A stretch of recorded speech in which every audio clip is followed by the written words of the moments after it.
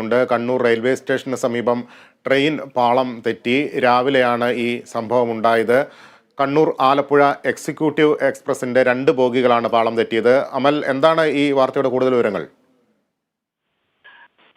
ലവീഷ്, Kannur railway സ്റ്റേഷന് സമീപം ഇന്ന് രാവിലെ 5 മണിയോടുകൂടിയാണ് ഈ ഒരു അപകടം ഉണ്ടാകുന്നത്.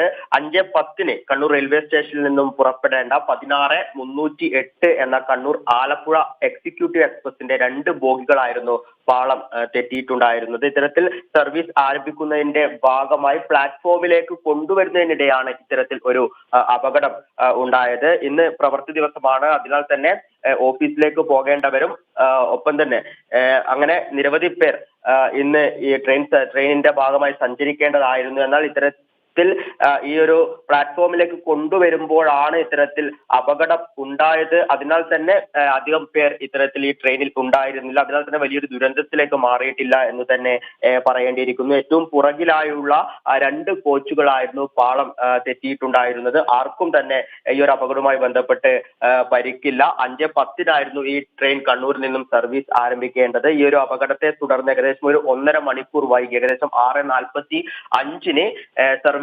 പുനരാരംഭിക്കുകയായിരുന്നു ലബീഷ്.